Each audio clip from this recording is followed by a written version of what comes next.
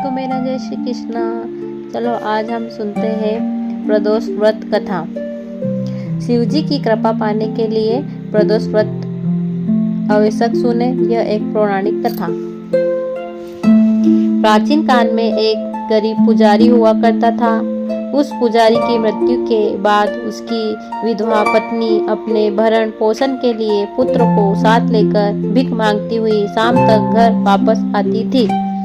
एक दिन उसकी मुलाकात विदर्भ देश के राजकुमार से हुई, जो कि अपने पिता की मृत्यु के बाद दर दर भटकने लगा था। उसकी यह हालत पुजारी की पत्नी से देखी नहीं गई। वह उस राजकुमार को अपने साथ अपने घर ले आई और पुत्र जैसा रखने लगी। एक दिन पुजारी की पत्नी अपने साथ दोनों पुत्रों को सांडिल्य ऋषि के आश्रम ले गई।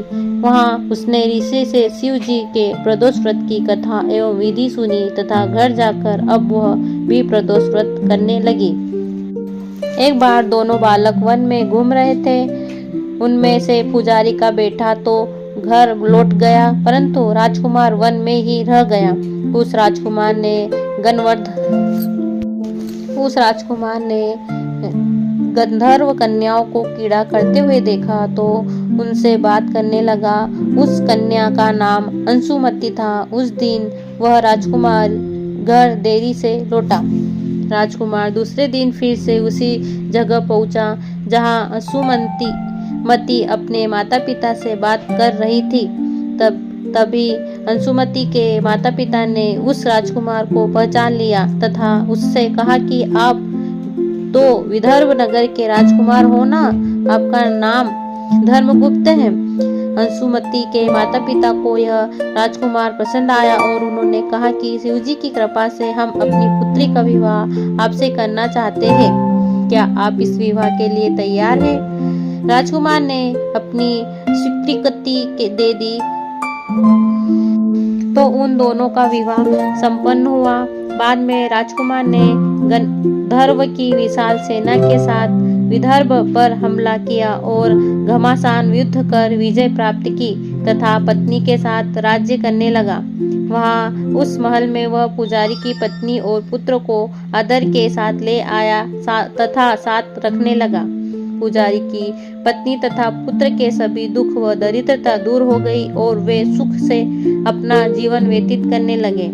एक दिन अंशुमति ने राजकुमार से इन सभी बातों के पीछे का कारण और रहस्य पूछा। तब राजकुमार ने अंशुमति को अपने जीवन की पूरी बात बताई और साथ ही प्रदोष व्रत का महत्व और व्रत से प्राप्त फल से भी अवगत कराया। उसी दिन से प्रदोष व्रत की प्रतिष्ठा व महत्व बढ़ गया तथा मान्यता अनुसार लोग यह व्रत करने लगे। कई जगहों पर अपनी श्रद्धा के अनुसार स्त्री पुरुष दोनों ही यह व्रत करते हैं। इस व्रत को करने से मनुष्य के सभी कष्ट और पाप नष्ट होते हैं एवं मनुष्य को अभिष्ट की प्राप्ति होती है। शिव जी की कृपा पाने के लिए ये प्रदोष व्रत किया जाता है। बोलो ओम नमः शिवाय।